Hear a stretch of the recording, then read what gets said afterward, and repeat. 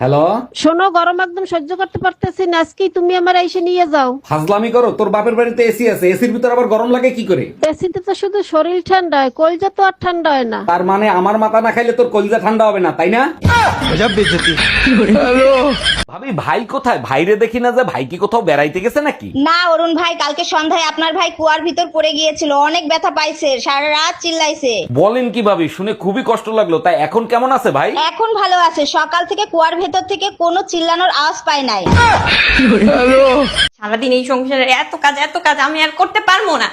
আচ্ছা, আমার একটা সত্যি কথা কও তো, তুমি আমার এই বাড়িতে কিসের জন্য আনছো? হ্যাঁ, যাতে আমি সারাদিন এই যে কাজ কইরা যাতে তোমার ঘর দর পরিষ্কার করে রাখতে পারি আর রান্না কইরা জানি তোমার খাওয়াইতে পারি, সেই জন্যই তো আনছো না?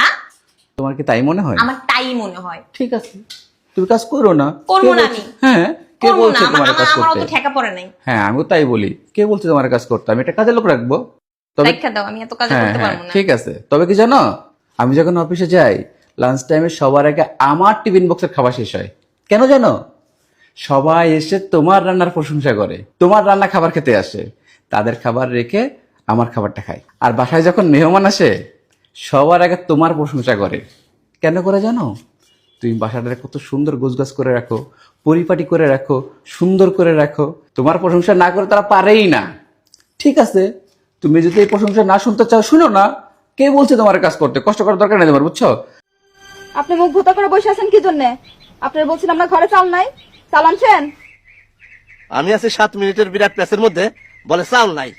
বিয়ের পর থেকে তো শুনতেছি আপনি খালি প্যাসের মধ্যে, প্যাস থেকে বাইরন। চুপ থাক। সবসময় তুই তো কারি চিৎকার, আমি তো বান্দি না। অবশ্যই বান্দি, তুই বান্দি, তোর যে বোন আছে সেও বান্দি, তোরা বান্দি বংশ। বান্দি বংশের সাথে সংসার করতেছেন কি জন্য? আর করবো না, যা। বিয়ে করে কি পাইছেন? প্রথমত একটা বউ পাইছেন, দ্বিতীয়ত সারাদিনে ফোন দিয়ে তো কেউ আগে খবর নিত না। এখন হুটহাট ফোন দিয়ে একজন বলে, এই কোথায় তুমি, জলদি বাসায় আসো, তখন আপনার নিজেকে গুরুত্বপূর্ণ ব্যক্তি মনে হয়।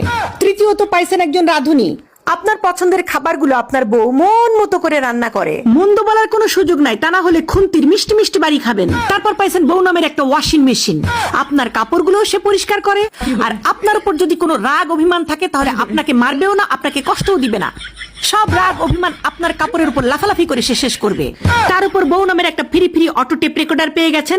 আপনি তার কথা শুনবেন না জেনেও আপনাকে সে সব সময় অ্যাডভাইস দিতে থাকে, কিসে আপনার ভালো হবে, কিসে আপনার খারাপ হবে, সব সময় বলতে থাকবে।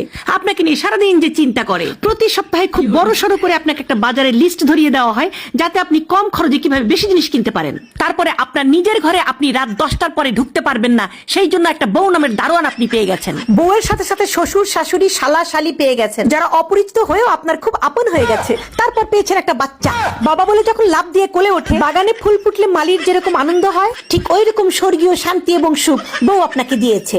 বউ না থাকলে পারতেন? এত কিছুর পরে আপনারা কি চান? কি চান? আপনার জীবনের সবচেয়ে পার্সোনাল জিনিসের দায় দায়িত্ব বউ নিয়ে নিয়েছে, যেমন ফোন, মানি ব্যাগ, রিমোট।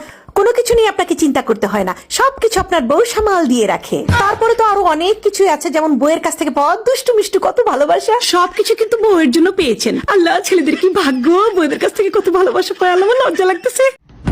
আরে কে ভর দুপুরে দরজা knock করতেছে? আমি কুরিয়ার সার্ভিস থেকে আসছি, এটা কি মামুন সাহেবের বাড়ি? হ্যাঁ, এটা মামুন সাহেবের বাড়ি, আর আমিই মামুন। আপনার বউ তার বাপের বাড়ি থেকে আপনার জন্য কুরিয়ার পাঠাইছে। ও আচ্ছা, দেন। নেন, এখানে সাইন করেন। साला ये दुख का खत्म नहीं होता बे। তোমার পাঞ্জাবি দিয়ে মেয়েদের পারফিউমের গন্ধ আসতেছে কেন? এসব কি বলো? আমার পাঞ্জাবি দিয়ে মেয়েদের পারফিউমের গন্ধ আসবে কেন? ফোন লাউডে দিয়ে রিসিভ করো। ভাইজান, ঈদের কোলাকুলি করলেন, ঈদ সালামি তো দিলেন না।